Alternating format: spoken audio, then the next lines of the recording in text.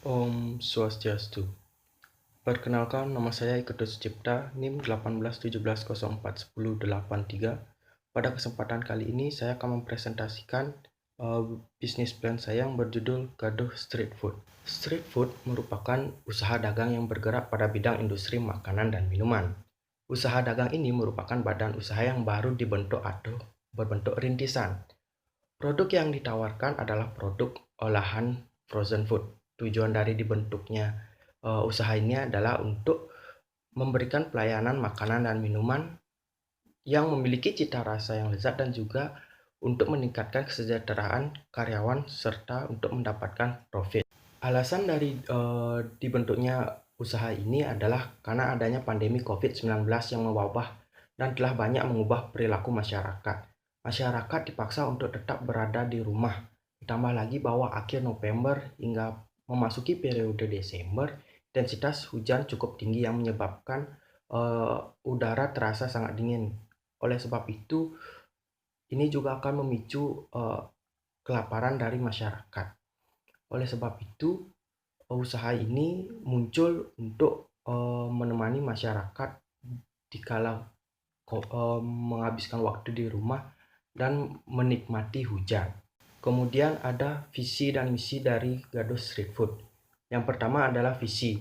Visi dari Gaduh Street Food adalah menjadi street food yang unggul dalam menghadirkan makanan dan minuman serta pelayanan dengan harga yang sesuai. Di mana hal ini juga tercermin dalam kata gaduh itu sendiri, di mana ga yang berarti gampang atau mudah untuk dicari. D itu dekat dengan masyarakat. U unggul dalam pemberian makan dan minum serta pelayanan. Kemudian H yang artinya harganya bersaing dengan pesaing-pesaing lainnya. Kemudian yang berikutnya adalah misi. Untuk menunjang suatu visi tentunya harus ada langkah-langkah yang kita ambil. Untuk misi dari Gaduh Street Food itu sendiri yaitu memberikan makanan dan minuman yang enak, memberikan pelayanan terbaik kepada konsumen untuk mempertahankan kepuasan dan loyalitas konsumen, kemudian memberikan harga yang sesuai di kantong, melakukan inovasi produk secara terus-menerus. Ini berguna untuk mempertahankan konsumen dan terus memberikan inovasi-inovasi baru baik dari segi rasa maupun dari segi harga. Kemudian beranjak ke gambaran umum pasar.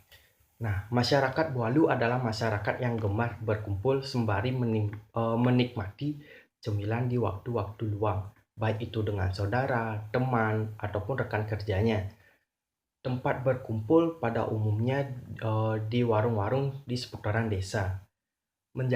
Tentunya menjadi suatu ciri bagi masyarakat desa untuk selalu berkumpul dan menikmati makanan dan minuman yang ramah di kantong.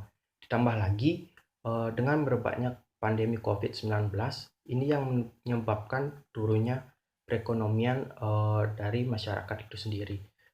Maka dari itu, masyarakat pasti akan lebih condong memilih makanan atau minuman yang lebih murah. Kemudian ada permintaan, di mana permintaan ini muncul dari adanya pertambahan penduduk. Di sini diasumsikan jumlah penduduk sama selama 3 tahun ke depan, yaitu 9.400 penduduk.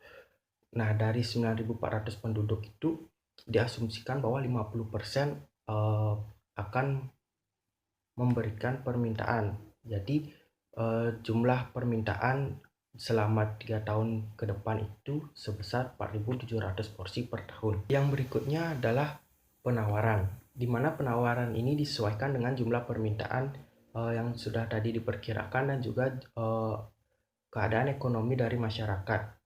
Nah, maka dari itu usaha ini menawarkan produk sebanyak 4.700 per porsi per tahun.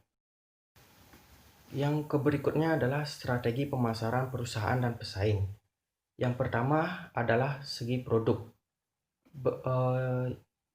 Usaha ini menawarkan berbagai olahan frozen food dan bahan-bahan organik pilihan yang diambil dari pemasok yang terpercaya, sehingga baik dari mutu maupun cita rasa itu tidak jauh berbeda atau bahkan lebih enak dari pesaing-pesaingnya. Kemudian ada price atau harga.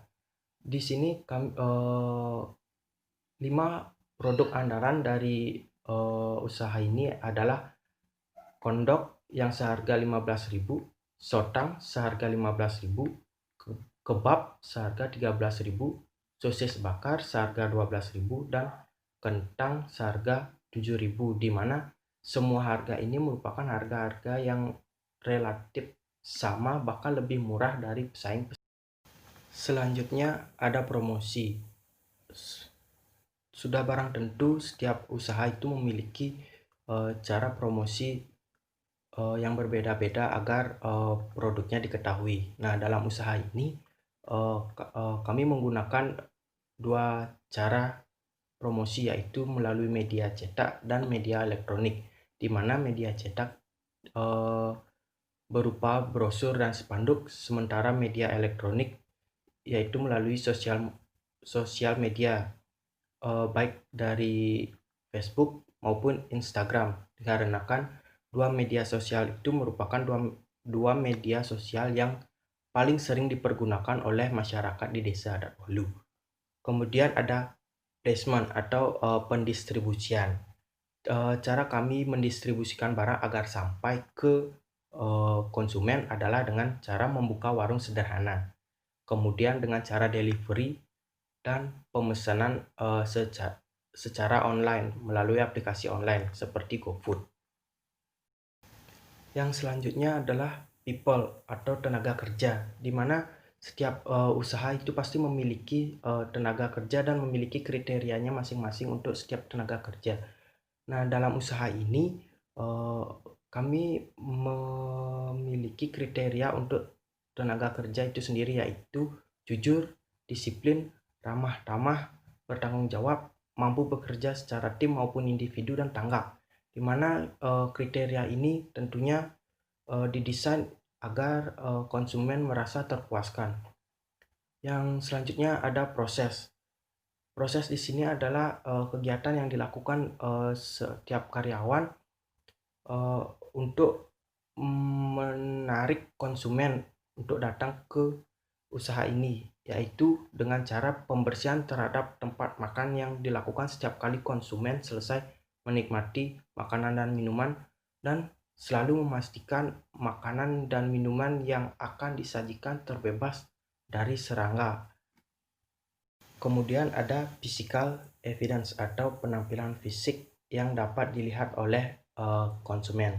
Nah, dalam hal ini kami menawarkan tempat dengan konsep gaya klasik yang tertata rapi dan bersih, di mana hal ini tentu menjadi keunggulan tersendiri untuk usaha ini dibandingkan dengan pesaing-pesaing lainnya yang hanya memberikan kursi satu saja untuk menikmati makanan dan minuman, yang kiranya sangat kurang untuk memberikan kenyamanan bagi masyarakat atau konsumen yang menikmati produk dari usaha tersebut. Kemudian berlanjut ke aspek organisasi dan manajemen, di mana aspek organisasi terdiri dari nama perusahaan. Nah, nama perusahaan di sini adalah Gaduh Street Food. Pimpinannya adalah di Ketut Sucipta dan alamat kantornya berada di Jalan Wirayuda nomor 2, Banjarpekan. Sementara untuk struktur organisasi terdiri dari 1 direksi dan 4 staf. Kemudian ke aspek perizinan. Untuk aspek perizinan sendiri itu hanya meminta izin kepada warga sekitar Banjarpekan dan juga kepala lingkungan Banjarpekan Desa Adat Walu. Kemudian kegiatan praoperasional dan jadwal pelaksanaan, di mana jadwal pelaksanaan ini dibagi menjadi 4 minggu, yaitu pertama dilakukan survei pasar di minggu pertama, mengurus perizinan, survei tempat, dan uji coba produksi di minggu pertama. Kemudian disusul dengan menyusun rencana usaha dan survei mesin dan peralatan. Kemudian di minggu ketiga itu ada pemasangan sarana penunjang dan operasional. Dilanjutkan dengan aspek produksi yang diawali dengan produk, di mana produk ini dibagi menjadi dimensi produk, nilai atau manfaat produk, fungsi atau kegunaan produk. Yang pertama akan kita bahas adalah dimensi produk, di mana dimensi produk ini merupakan ciri atau sifat yang dimiliki oleh produk itu sendiri. Nah, dalam usaha ini ciri atau sifat dari produk itu adalah memiliki rasa yang menarik dan digemari oleh semua kalangan dengan ukuran produk yang cukup besar yang menyesuaikan dengan harga yang telah ditentukan. Kemudian nilai atau manfaat produk. Untuk nilai dan manfaat produk ini, yang pertama adalah untuk memenuhi nilai sosial, di mana produk ini digunakan sebagai cemilan peneman saat berkumpul bersama keluarga maupun teman, di mana konsumen akan saling berbagi produk ini kepada saudara dan temannya sehingga terjadi keakraban. Yang kedua adalah meningkatkan kesejahteraan karyawan, dan tentunya adalah untuk mendapatkan profit atau keuntungan.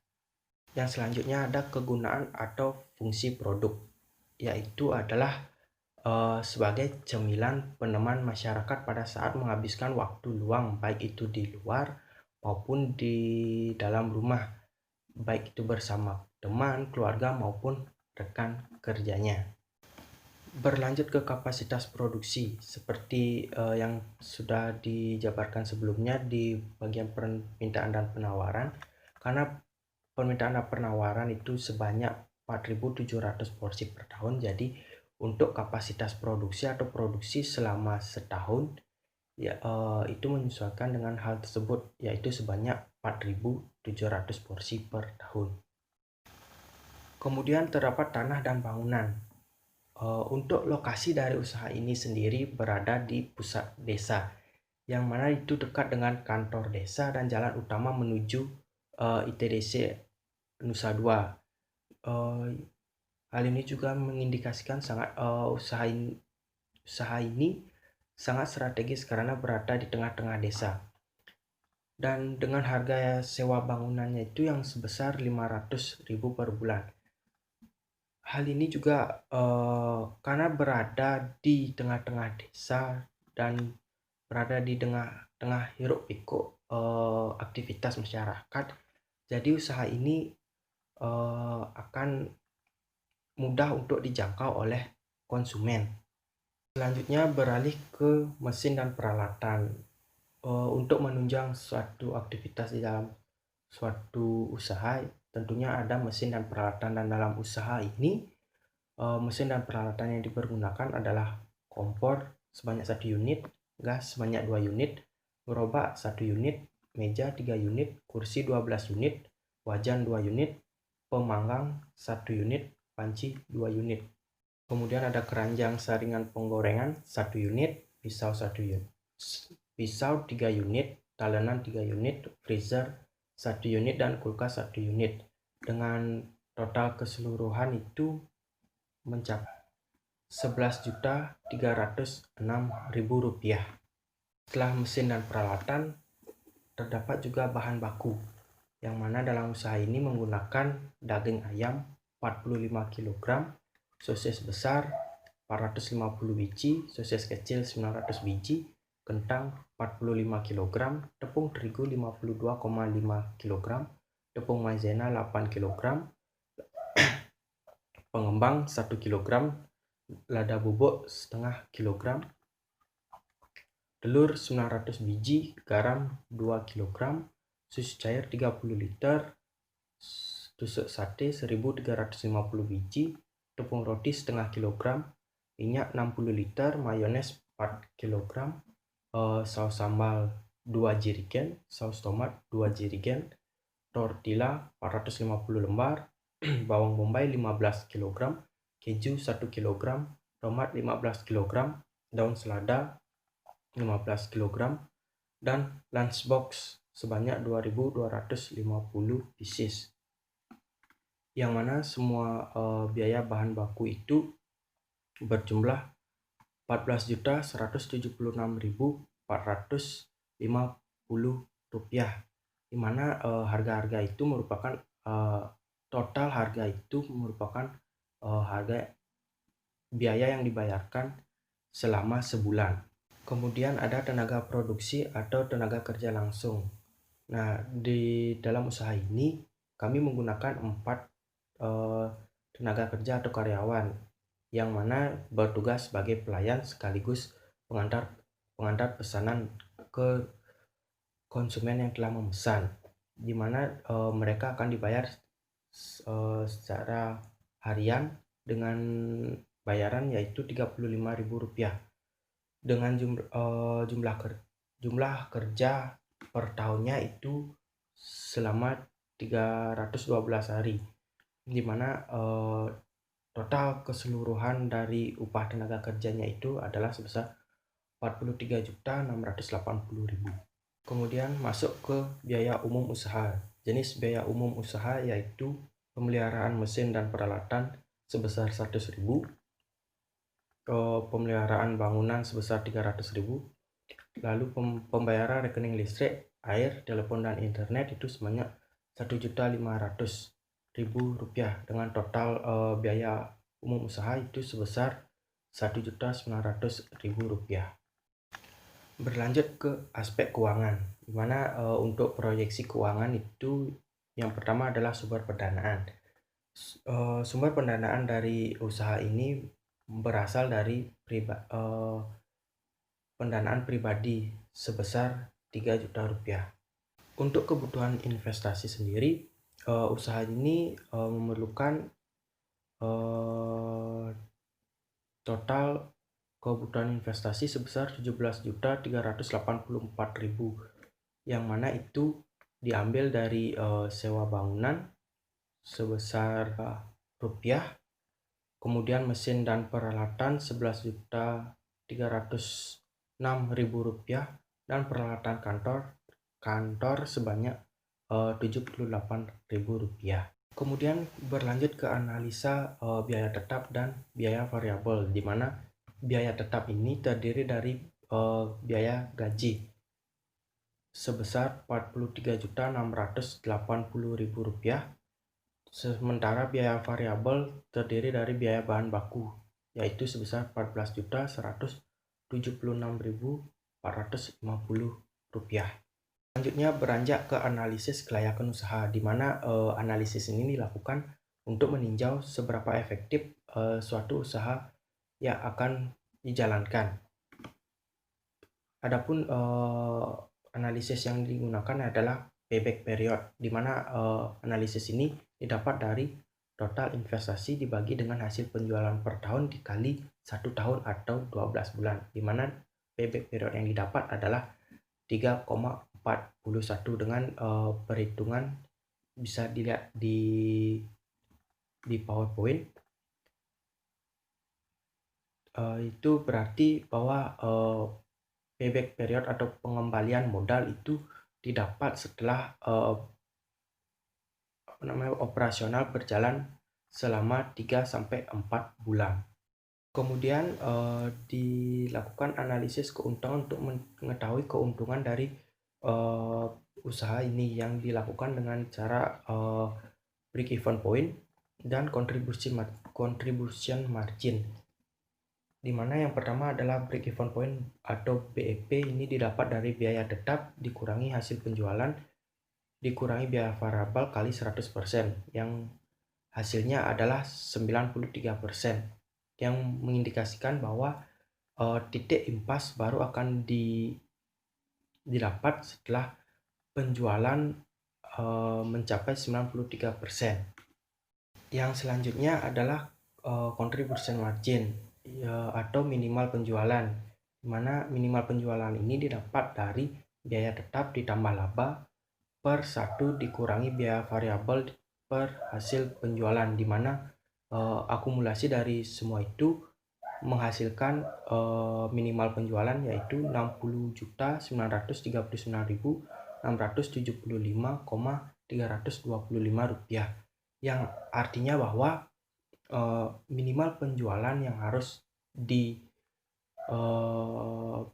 dilakukan adalah 60.939.675,325 rupiah untuk mendapatkan keuntungan maksimal atau tidak mengalami kerugian.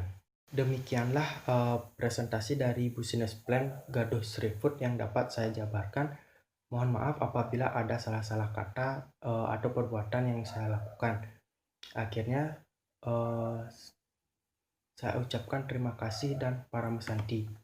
Om Santi Santi Santi Om.